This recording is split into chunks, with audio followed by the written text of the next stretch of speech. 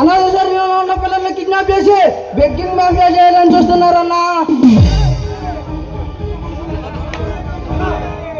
అన్నా వాడు పంపించే మనుషుల్ని పాకిస్తాన్ బార్డర్ కి పార్సల్ చేసామన్నా.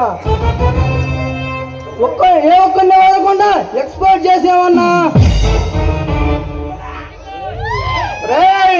రాకీ రాక్షసుడా, అడ్డంగా పెరిగి అమాయక ప్రజల్ని దోపిడీలతో దోచుకుందే కాక అపంశుభం తెలియని పసిపిల్లల జీవితాలతో ఆడుకోవాలని చూస్తావా?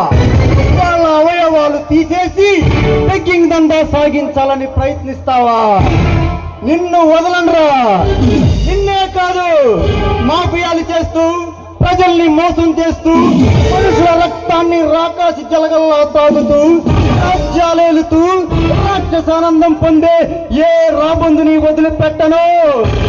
అడ్డంగా నరికి అండమానికి పంపించడమే నా కర్తవ్యం.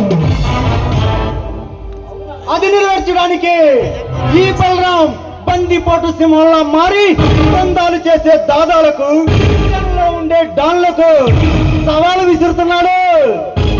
ఈ సింహంతో వేట అంటే చావుతో చెలగాటమేరా.